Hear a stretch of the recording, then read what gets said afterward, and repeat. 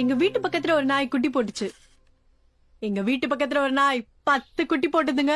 அந்த 10 குட்டியும் ரொம்ப அழகா இருக்கும். அதுங்க அம்மா கிட்ட இருந்து ஒவ்வொரு குட்டியா பிரிச்சு பிரிச்சு எடுத்துட்டு போனாங்க. அதுல ஒரு குட்டி மட்டும் ரோட்ல இங்கேயும் அங்கேயும் பாவமா சுத்திட்டு இருந்தது.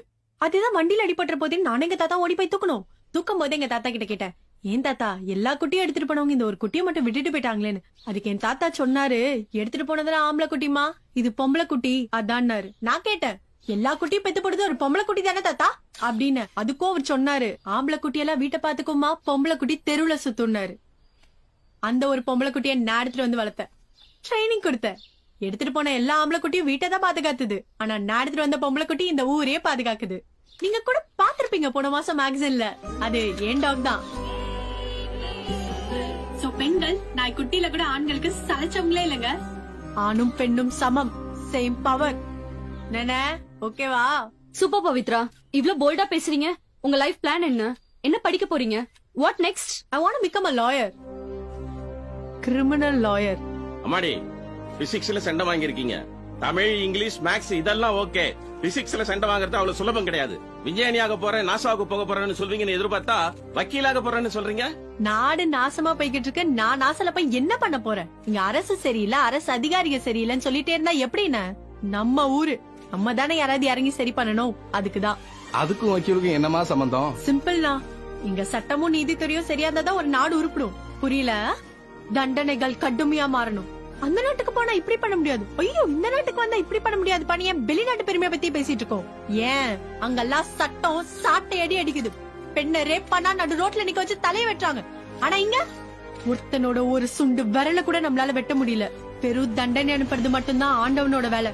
அது ஆள் மாறாம, அட்ரஸ் மாறாம, ஏன் அவன் இனிஷியல் மாறாம சரியா கொண்டு போய் சேர்க்கறதா ஒரு வக்கீலோட வேலை. இங்க செய்கூலியும் சேதாரமும் எப்பவுமே ஆள் மாறி போய் சேர்ந்துருதுன்னு, அது செஞ்சவனுக்கு கரெக்டா போய் சேரணும். இந்த வயசுல இவ்வளவு கோவமா? உங்களுக்கு இது வேணுமா?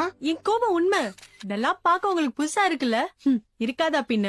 உங்க கோவத்தை தான் மியூசியத்துல வச்சு பல வருஷம் ஆச்சு. எங்க காட்டுறீங்க? ரோட்ல சிலிண்டர் வண்டி தள்ளிட்டு போறவர்கிட்டயும் குப்பல் லாரிக்காரங்க கிட்டயும் ஹார்ன் அடிச்சு காட்டுறீங்க. மிஞ்சி போனா வாட்ஸ்அப்ல ஸ்டேட்டஸா போட்டு முடிச்சிடுறீங்கல்ல உங்க கோவத்தை. சரி சரி, உங்க கோவம் என்ன பண்ண போகுது? கண்டிப்பா பண்ணுன. என்ன தினம் தூங்க விடாம பேய் மாதிரி துரத்திட்டு மெகா சீரியல் மாதிரி இழுத்துக்கிட்டே போற பல கேஸ் இருக்கு. விட்டா நாளைக்கே வாதாட போயிடுவேன். அவ்ளோ வெறி. இந்த வக்கீல் கோட்ட மாட்ட. ஏமா இப்பதானமா நீ +2 முடிச்சிருக்க, இன்னும் எத்தனை வருஷம் இருக்கு வக்கீலாவ? அப்புறம் இந்த கேஸ்க்கான எவிடன்ஸ் பாயிண்ட்ஸ் எல்லாம் எங்க இருந்து கலெக்ட் பண்ணுவ? என்ன பண்ணுவ? என்ன நீங்க எல்லாம் இருக்கும் போது நான் என்ன அலைய போறேன்? சரி சொல்லுங்க, மொத்தம் எத்தனை பத்திரிக்கை இருக்குன்னு? என்ன ஒரு 230 இருக்கும். இந்த 230 பத்திரிக்கையிலயும் ஒரு செய்திய ஒரே மாதிரி சொல்றது இல்லையே. ஒவ்வொருத்தரும் தனித்தனி கதையல்ல சொல்றீங்க. அது போதுமே. அத்தனை ஓட்ட, அவ்வளவு பாயிண்ட்ஸ் பண்டிலா கலெக்ட் பண்ணி வச்சிருக்கேன். எந்தெந்த கேஸ்? அது இருக்கும் நான் ஒரு 100 கேஸ். அதுல ஒரு 4 முக்கியமான கேஸ மட்டும் சொல்லுங்க பாக்கலாம். மினிஸ்டர் பசங்க பண்ண கேங் ரேப், தமிழ்நாட்டின் பெரும் புள்ளியோட மெடிக்கல் காலேஜ் கிளாஸ் ரூம்ல நடந்த 6 பெண்கள் சூசைட், தமிழ்நாட்டின் கலியுக கடவுள் சுவாமிகள் மர்ம ஆசிரம கேஸ். அந்த 4 கேஸ யாருதுன்னு தெரியுமா?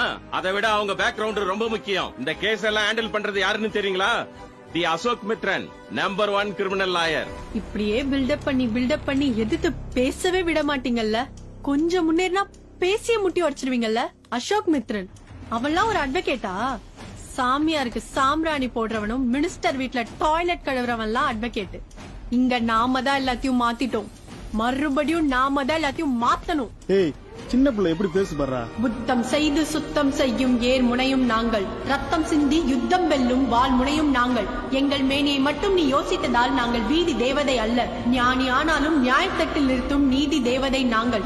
வதைக்க செய்பவர்களை பழித்திப்பெண் வாதத்தில், பாவிகளையும் இழவைப்பெண் என் பாதத்தில். வெள்ளை நிற நீதி தேவதையை காக்கவே கருப்புடை தேவைப்படுகிறது. கருப்புடை பெண்களை இனி படையாளும், கருப்பு அங்கேயே இனி என் அடையாளம்.